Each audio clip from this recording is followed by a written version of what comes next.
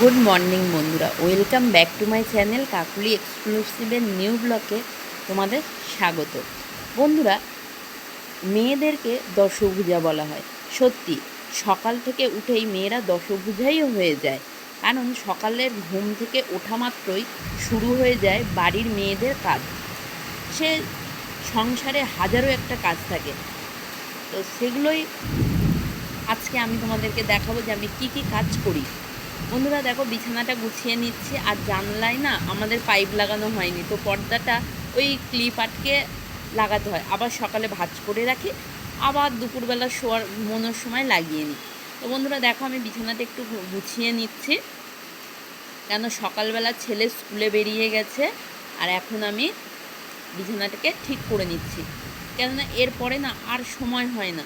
ঘুম থেকে ওঠা মাত্রই ছেলেকে রেডি করি ওকে স্কুলে নিয়ে যাই তোমাদের দাদাভাই, আর আমি ঘুম থেকে উঠেই আগেই বিছানাটা গুছিয়ে নিই।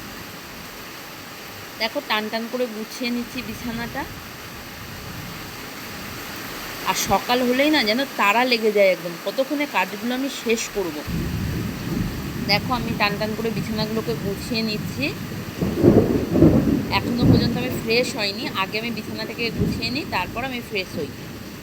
তো বন্ধুরা দেখো, এবার আমি ফ্রেশ হয়ে চলে এসেছি।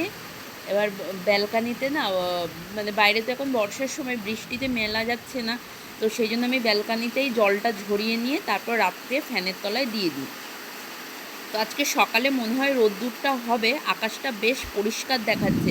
দেখো, আস্তে আস্তে একদম ঝলমল করছে, রোদ্দুরটা উঠবে মনে হচ্ছে আজকে। যাই হোক, আমি ব্যালকানির জামা কাপড়গুলো একটুখানি উল্টে পাল্টে দিয়ে ড্রেসিং টেবিলটাও গুছিয়ে নিয়েছি। তারপর আমি আলনাটাও গুছিয়ে নিচ্ছি, কেননা এরপরে না আমি আর সময় পাবো না। তো সকালবেলা আগে আমি ঘরটাকে ঠিকঠাক করে গুছিয়ে নিই, তারপর আমি বাকি কাজগুলো করি। কারণ সকালে এই আলনা টালনাগুলো না গুছিয়ে নিলে তারপর আমি সময় পাই না আর গোছাবার জন্য। এরপরে ঘর ঝাঁট দেওয়া থাকে, ঘর মোছা থাকে, বাসন মাজা থাকে, ওই জন্য আগেই আমি ঘরটাকে গুছিয়ে নিই। জামা কাপড় থেকে শুরু করে বিছানা, যেখানকারের জিনিস সেখানে রেখে দেওয়া, কেন সব সময় তো গুছিয়ে রাখা হয় না। ওই আর ছেলে আসলো, এসে ওখানে জিনিস ওখানে করে দিল, সেখানে জিনিস সেখানে করে দিল, তো সেই জন্য আগেই না আমি ঘরটা গুছিয়ে নিই। আর তোমার দাদাভাই বেরিয়ে গেছে ছেলেকে নিয়ে, তো সবাইয়েরই জামা কাপড় গুছিয়ে নিই। আমার শ্বশুরমশাই আছে, উনি এই ঘরে থাকেন না, উনি পাশের ঘরে থাকে, তো আমাদের ঘরটায় গোছায়। এবার ওনার ঘরে সেরকম গোছাবার কিছুই নেই, উনি একা একা মানুষ, একাই থাকেন। তো আমি এইভাবে দেখো, আমি জামা কাপড়গুলো আলনাটাকে গুছিয়ে নিচ্ছি, জামা কাপড়গুলোকে গুছিয়ে নিচ্ছি, নিয়ে তারপর বন্ধুরা ঘর ঝাঁট দিতে চলে এলাম। কেন এরপরে অনেক কাজ থাকে, আমি সকালে একদম মানে সময়ই পাই না দাঁড়াবার, মানে যতটা তাড়াতাড়ি কাজ সেরে নেওয়া যায়। তো বন্ধুরা, ঘরটা ঝাঁট দিয়ে নেওয়ার পর আমি হচ্ছে ঘরটা মুছবো। তো ঘরটা মোছার আগে ভালো করে ঝাঁটটা দিয়ে নিয়ে তারপর আবার আমি তোমাদের কাছে ফিরে আসবো পরের পার্টটা নিয়ে। কাজটি দেখো, ঝাঁট দেওয়া হয়ে গেছে প্রায়, তো সবটা আমি দেখাতে পারলাম না, কিছুটা কেটে কেটেই দেখালাম। তো ঘরটা ঝাঁট দিয়ে নিয়ে আমি ঘরটা মুছবো, মুছে তারপর আমি ফেরত আসছি। বন্ধুরা, ঘরটা মোছা হয়ে গেছে, তারপর আমি রান্নাঘরে চলে এসেছি। রান্নাঘরটাকে আগে একটু গুছিয়ে নেব, তারপর পরিষ্কার করব সব কিছু। কর্পোরেশনের লোক আসে সকালবেলা করে ময়লা নিয়ে যেতে, প্লাস্টিক কাগজ আলাদা দিতে হয় এবং সবজির খোসা বা আদার্স যেগুলো হয় সেগুলো আলাদা দিতে হয়। বন্ধুরা, আমি গ্যাসটা মুছে নিচ্ছি, একদম বেসিনের মধ্যে সব নামিয়ে নিয়েছি। এবার গ্যাসটাকে ভালো করে মুছে নেব এবং স্ল্যাবগুলোকেও ভালো করে মুছে নেব। মুছে নেওয়ার পর তারপর আমি বাসনগুলোকে ধোবো।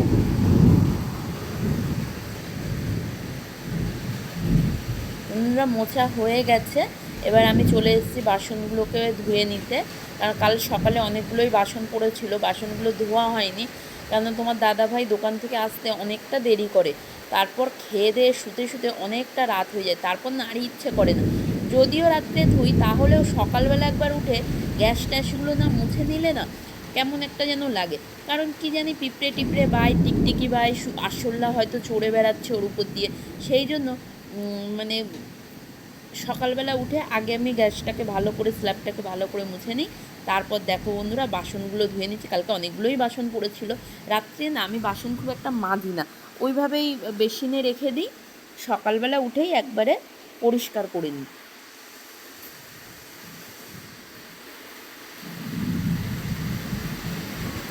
আর কি বলবো বলো তো বন্ধুরা, মানে সকালবেলা উঠে না কাজের আর শেষ নেই।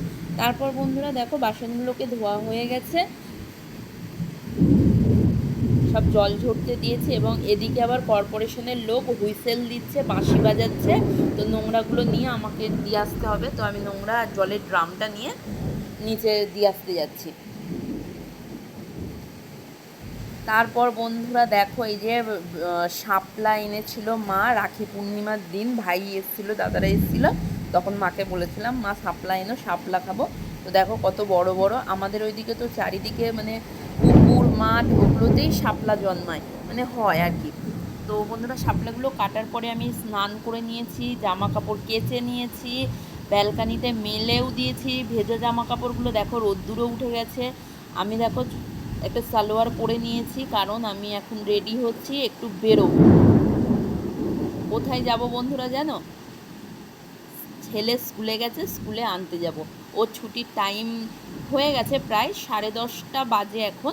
10:30 বাজে মানে আমাকে আরও তাড়াতাড়ি এবার বেরোতে হবে। সেই জন্য আমি খুব স্পিডে হাত চালাচ্ছিলাম, যাতে আমি তাড়াতাড়ি বেরোতে পারি। ওর 11:45 ছুটি হয়। তো এখন 10:30টার সময় যদি না বেরোই, একটু লেট হয়ে যাবে। তো 10:30 বাজে, তো 10:30টার সময় আমি এখন বেরোবো। তাই আমি এক্ষুনি ভেজা চুলটাকে আছড়ে নিচ্ছি, নিয়ে একটু সিঁদুরটা পরে নেবো, নিয়ে বেরিয়ে যাব।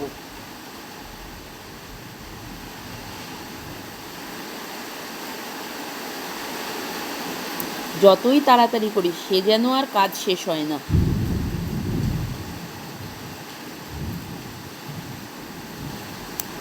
তো বন্ধুরা, স্কুল থেকে চলে এসেছিলাম। আসার পর দেখো, তোমার দাদাভাই সকালবেলা বাজার করে নিয়ে এসেছিল 2টো ইলিশ মাছ। আর সেই ইলিশ মাছটাকেই আজকে রান্না করব, শাপলা করব আর ইলিশ মাছ করবো। ইলিশ মাছটাকে পিস করে নিয়েছি। তারপর ইলিশ মাছ মানেই বন্ধুরা বাঙালির সর্ষে বাটা একদম মাস্ট। তো দেখো, সর্ষে বাটাটা রেডি করে নিয়েছি। এটা অবশ্যই সর্ষে বাটা না বন্ধুরা, এটা অন্য একটা মশলা দিয়েছি, মানে অন্য জিনিস একটা পেস্ট করে নিয়েছি।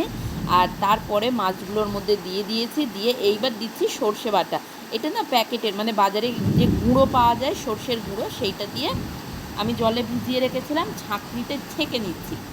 ছাঁকনিতে না ছেঁকে নিলে বন্ধুরা, সেই খোসাগুলো না একটুখানি মানে কি বলবো, কেমন একটা যেন লাগে আমার। ওই জন্য আমি ছাঁকনিতে ছেঁকে নিয়েছি। তারপর ওটাকে রেডি করে নিয়ে ওপর থেকে কাঁচা তেল আর 2টো কাঁচা লঙ্কা দিয়ে দিলাম।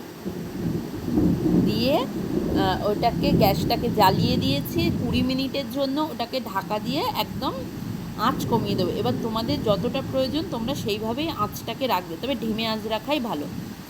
তো বন্ধুরা দেখো, এই হয়েছে ইলিশ মাছের রেসিপিটা। কেমন হয়েছে অবশ্যই তোমরা জানাবে ব্লগটি দেখে। দেখতে তো খুবই সুন্দর হয়েছে। তো আমি এখন খাচ্ছি আর তোমরা দেখো। রাত্রের কিছুটা অংশ ব্লগ করে দেওয়ার ইচ্ছে ছিল বন্ধুরা। এখন 9:30 বাজে আর কারেন্ট অফ হয়ে গেছে। দেখো, আমি মোমবাতি জ্বালিয়েছি, ঘর তো পুরো অন্ধকার, কিছুই করতে পারছি না, দেখাতেও পারবো না। বন্ধুরা, এইভাবেই এই পর্যন্তই ব্লগটি শেষ করলাম। তো তোমাদের যদি ভালো লেগে থাকে অবশ্যই সাবস্ক্রাইব করো, লাইক কমেন্ট করো, এবং থ্যাংক ইউ।